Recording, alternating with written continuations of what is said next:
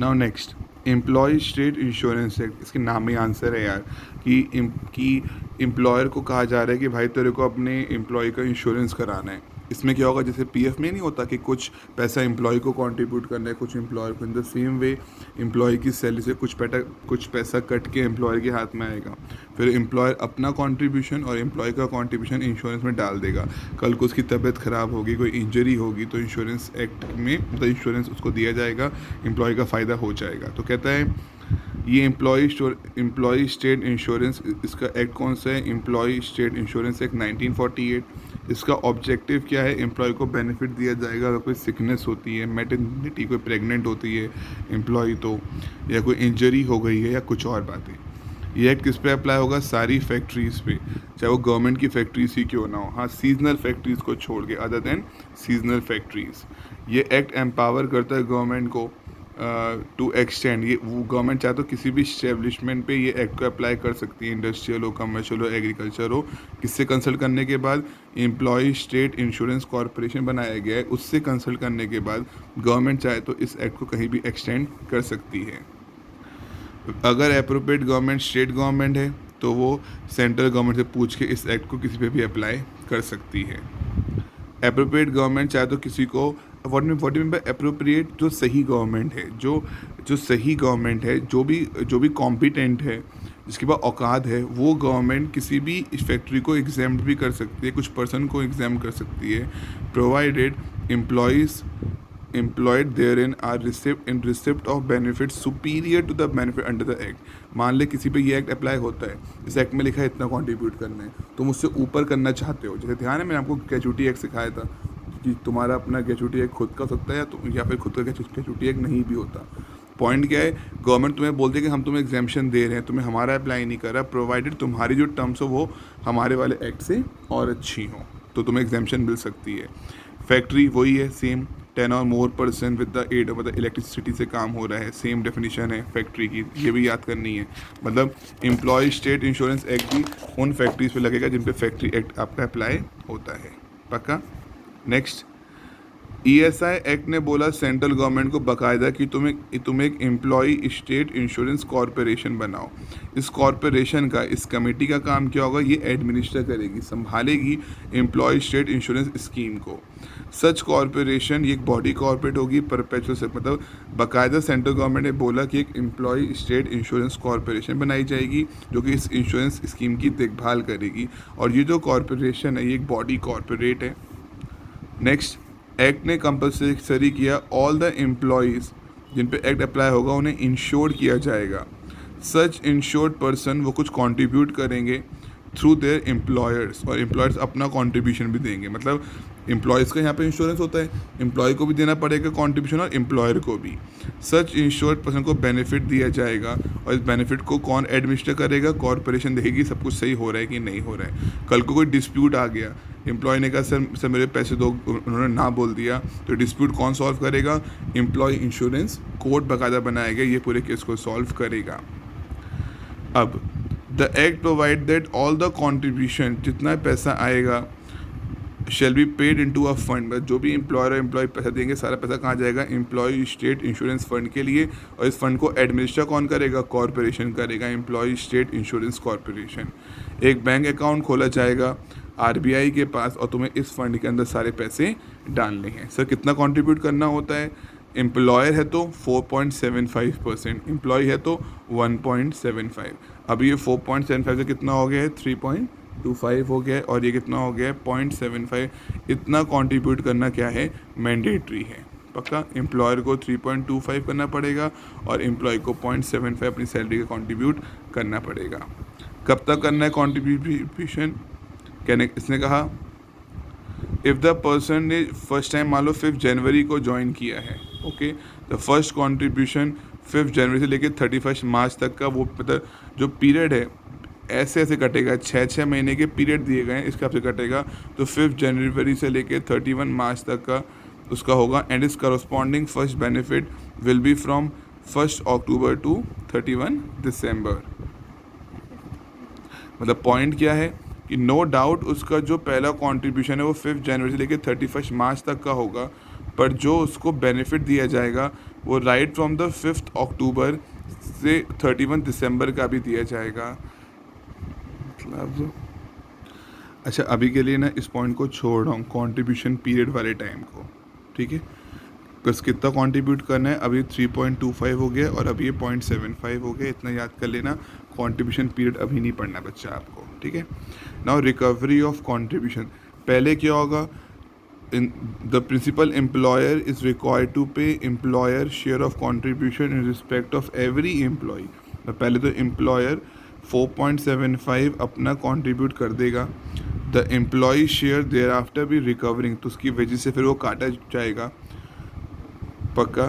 कहता है पहले इंस्टेंस में एम्प्लॉयर जितना अपना कंट्रीब्यूशन है, मतलब 4.7 मतलब 3.25 वो अपना डाल देगा, फिर एम्प्लॉई का शेयर उसके बाद उसकी सैलरी में से काट के दिया जाएगा।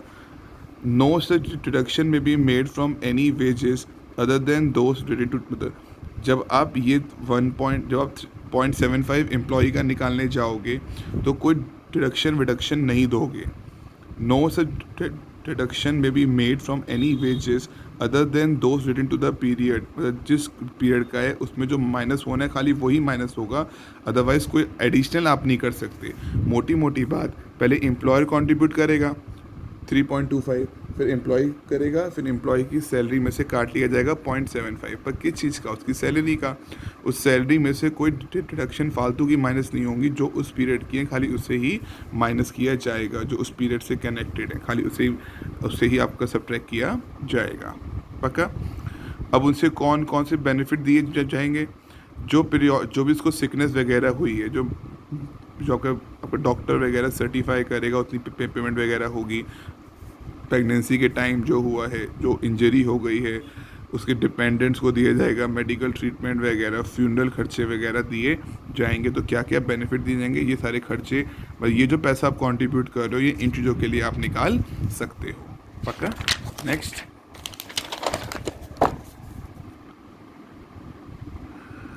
कहता है ये जो बेनिफिट मिलने ये खाली तुम्हें ही मिलेंगे, तुम इसे ट्रांसफ़र नहीं कर सकते।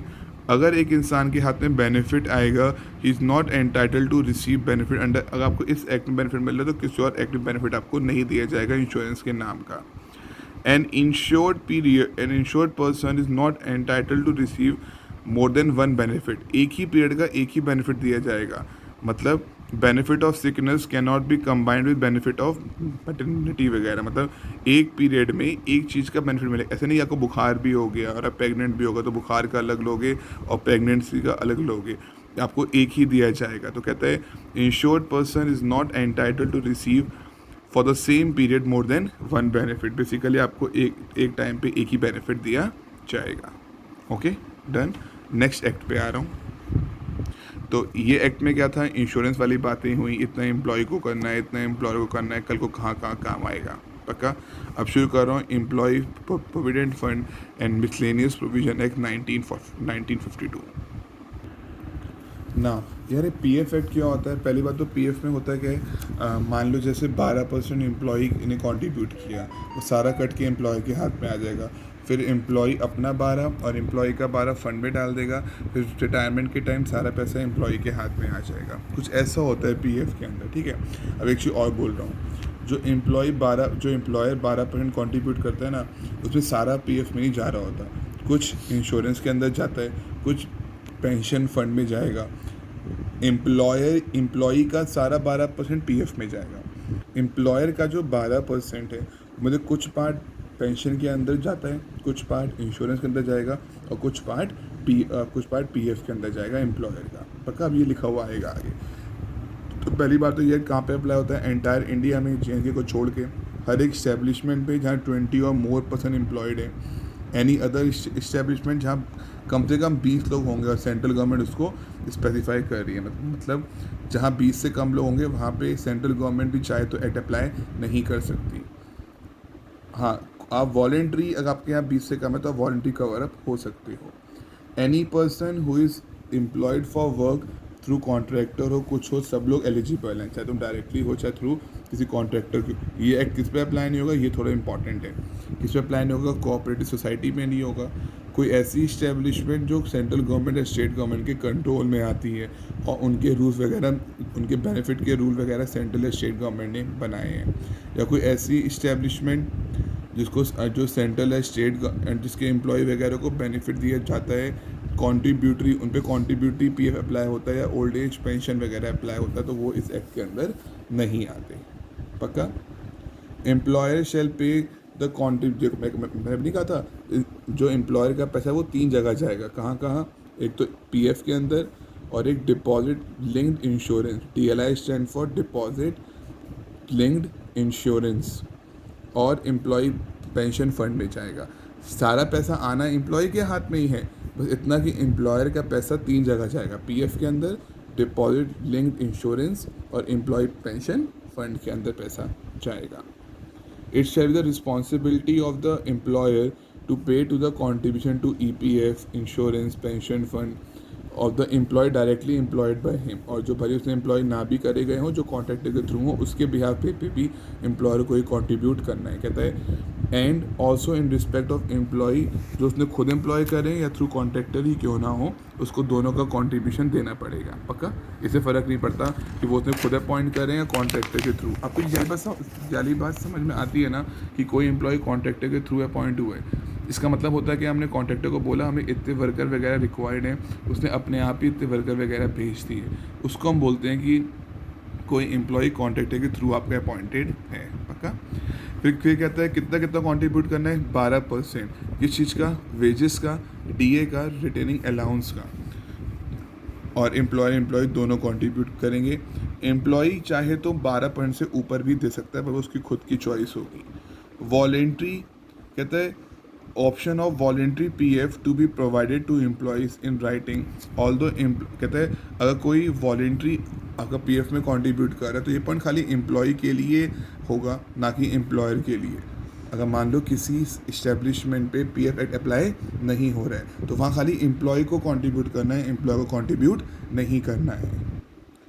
कुछ जगहों पे 10% है पीएफ का रेट। कहाँ कहाँ पे? जहाँ पे 20 से कम एम्प्लॉयज़ हैं, जहाँ सिक इंडस्ट्रियल, सिक मतलब लॉस वाली कंपनीज़ हैं, उनके लिए इतना है। और उनका लॉस कितना हो, या तो नेटवर्थ इक्वल या उससे ज़्यादा, तो इनके लिए कितना है? 10%। वैसे सबके लिए 12% है, पर जहाँ 20 से कम है, या फिर जो आपकी सिक है, जो आपकी लॉस मेकिंग इंडस्ट्रियल कंपनीज़ हैं, जिनके लॉस कितना हो, आपकी नेटवर्थ जितना या उससे ऊपर, तो उनके लिए 10% है। या फिर जो जूट वाली हैं, बीड़ी, ब्रेक, कॉयर, गारगम फैक्ट्रीज, ये जो काम करेंगे, इनके लिए कितना है आपका? 10%। Okay. Contribution by employer is subject to present threshold of 15,000 पर मंथ। अगर हम उसका 12% किसी एम्प्लॉय का निकालेंगे और वो 15,000 से ऊपर आएगा, तो एम्प्लॉयर को मैक्सिमम 15,000 ही कंट्रीब्यूट करना है, उसके ऊपर उसकी ऑब्लिगेशन नहीं होती है। मतलब एक तो है 12% से ऊपर नहीं करना। मान लो किसी वर्कर का 12% से ऊपर निकाला जाए और वो 15,000 से ऊपर आएगा तो 15,000 करना है। पक्का। इस्टेब्लिशमेंट सारे डिपार्टमेंट, सारे ब्रांचेस सब पे अप्लाई होगा। इन रिस्पेक्ट ऑफ एम्प्लॉय जो कॉन्ट्रैक्टर के थ्रू अपॉइंट हुआ है, कॉन्ट्रैक्टर शेल रिकवर, वहाँ पे कॉन्ट्रैक्टर की रिस्पॉन्सिबिलिटी है, वो जितना एम्प्लॉय का कॉन्ट्रीब्यूशन है वो रिकवर करेगा और एम्प्लॉयर को देगा, जिससे एम्प्लॉयर उसे हर जगह आपका डिपॉजिट कर पाए। पक्का। Employee need to deposit, employer को कब तक पैसा डिपॉजिट करना है? 15th of the every month, April का मई 15 तक अपना भी एम्प्लॉय का, तो हर तारीख की 15 तारीख तक आपको कॉन्ट्रीब्यूट करना है। If the employee existing establishment को छोड़ता है और कहीं वहाँ पे एम्प्लॉयमेंट करता है जहाँ पे ये एक्ट अप्लाई होता है, तो जितना भी अमाउंट था वो सारे दूसरे फंड में ट्रांसफ़र हो जाएगा। पक्का। मान लो पहले आप जहाँ पे थे वहाँ पे पीएफ फंड था, दूसरी जगह जहाँ आप जा रहे हो वहाँ भी पीएफ फंड था, पहले का सारा पैसा उठ के दूसरे वाले पीएफ फंड के अंदर पहुँच जाएगा। Done. Next, employ covered enjoy a benefit of social security in the form of non-attachable and non-withdrawable। मतलब आपके पास इस पैसे की सिक्योरिटी है, इससे अटैच नहीं किया जाएगा। What you mean by attach नहीं किया जाएगा? कभी कभी कोर्ट ने आपके अगेंस्ट कोई वो का डिसीजन दिया, आपको 10 लाख की पेनल्टी लगेगी, वो अमाउंट कभी भी पीएफ के अमाउंट से अटैच नहीं करी जाएगी। तो एक सेंस ऑफ सोशल सिक्योरिटी है, नॉन अटैचेबल, वो कभी गिरवी नहीं रखा जाएगा, उसे विड्रॉ नहीं कर सकते। पक्का। और कहते हैं employees covered enjoy a benefit of social security in the form of non-attachable and non-withdrawable, बस इतना टिक करना, पक्का इतना टिक करना, एंड नॉन विड्रॉलेबल इतना ओके है। सम पे होता है रिटायरमेंट या फिर डेथ पे। अदर बेनिफिट्स के अंदर पेंशन स्कीम भी आ गई और employ deposit link insurance scheme भी आ गई। अगर एम्प्लॉय ने आपका टाइम डिफ़ॉल्ट किया, टाइम पे ट्रांसफ़र नहीं किया, तो इतनी पेनल्टी, लेस देन 2 मंथ्स का डिफ़ॉल्ट है 5% ऑफ द अरियर, 2 से 4 मंथ्स का इतनी पेनल्टी चार्ज होगी, पक्का। विद इफेक्ट फ्रॉम 1/4/12 एम्प्लॉय को रेमिटेंस जो देनी है, मतलब जो पैसे वो देगा, डिपॉजिट करेगा, वो थ्रू एम्प्लॉयर पोर्टल है, अब इलेक्ट्रॉनिक बन गया है, उसके चालान जनरेट करना पड़ेगा आपको, ECR उसके थ्रू पे किया जाएगा, मतलब अब सारा अमाउंट इलेक्ट्रॉनिकली PF के अंदर डिपॉजिट किया जाता है, पक्का। तो बेसिकली पॉइंट क्या है, एम्प्लॉय से कट के एम्प्लॉयर के हाथ में आया, एम्प्लॉयर अपना कॉन्ट्रीब्यूशन 100 कॉन्ट्रीब्यूशन PF फंड में डाल देगा। एम्प्लॉयर का जो पैसा है, कुछ पैसा जाएगा PF के अंदर, कुछ जाएगा employ deposit link insurance scheme के अंदर, और कुछ जाएगा पेंशन फंड के अंदर। रिटायरमेंट के टाइम सारा पैसा एम्प्लॉय के हाथ में आएगा, इतनी पेनल्टी चार्ज होती है। और ये एक सोशल सिक्योरिटी है, ये नॉन अटैचेबल है, पक्का। रिटायरमेंट और डेथ के टाइम आपका अमाउंट पे होता है, चाहे आप सब कॉन्ट्रैक्टर के थ्रू ही क्यों ना एम्प्लॉय हुए हो, तब भी आपको ज़्यादा कॉन्ट्रीब्यूशन दिया जाएगा। ओके, नेक्स्ट में आ रहा हूँ payment of bonus act. Now starting with payment of bonus act. इसमें क्या है, हर एक वर्कर जिसकी सैलरी 21,000 तक है उस पर बोनस एक्ट भी अप्लाई होगा, डन। पर प्रोवाइडेड वहाँ 20 से ऊपर, कहता है हर एक फैक्ट्री पे अप्लाई होगा बोनस एक्ट। बोनस एक्ट का मतलब क्या है, जिस भी इस्टेब्लिशमेंट में बोनस एक्ट अप्लाई होगा उसको अपने एम्प्लॉय को बोनस पे करना है, तो हर एक फैक्ट्री पे अप्लाई होगा जहाँ 20 और मोर वर्कर्स हैं। सेंट्रल गवर्नमेंट 20 से कम लोग भी कर सकता है। एम्प्लॉयज़ हुए work for more than 30 days, जिनकी सैलरी, जिन्होंने 30 दिन से ऊपर काम किया हो, प्लस सैलरी ड्रॉ करते हो 21,000 पर मंथ, इससे ऊपर नहीं, 21,000 तक करते हो, खाली वही बोनस के लिए एलिजिबल हैं। सैलरी का मतलब मनी के टर्म्स में DA वगैरह आ गया, पक्का आपको लिखना है। Salary means all the remuneration जो मनी के टर्म्स में होता है प्लस DA, ख़त्म। ये नहीं करना ऑल कैश पेमेंट ब्रैकेट वाला, कुछ याद नहीं करना। कितना है, कितना बोनस पे करना है, 8.33% ऑफ द सैलरी, ये मिनिमम बोनस है, और maximum 20% of the salary. Okay, तो mandatory for the employer to pay minimum bonus 8.33%, maximum 20%। Payment of statutory bonus, और बताइए बोनस कब तक पे होना है, विद इन 8 मंथ, साल ख़त्म होने के 8 महीने के अंदर अंदर, पक्का। Company is entitle to adjust, कोई पूजा बोनस वगैरह आपने बीच में दिया है तो टोटल बोनस निकालने के बाद उसको आप एडजस्ट कर सकते हो, मतलब माइनस कर सकते हो। एक कंपनी को फॉर्म A मेंटेन करना है, एलोकेबल सरप्लस का सेट ऑफ, मतलब ये आपको कुछ रजिस्टर वगैरह मेंटेन करने पड़ते हैं under the bonus act, please इसे कर लेना, मैंने स्टार मारा हुआ है क्योंकि ये भी इंपॉर्टेंट हो सकता है कि कौन कौन से स्टैट्यूटरी रजिस्टर आपको मेंटेन करने under the bonus act. Okay, done. अब ग्रेचुटी एक्ट में आ रहा हूँ।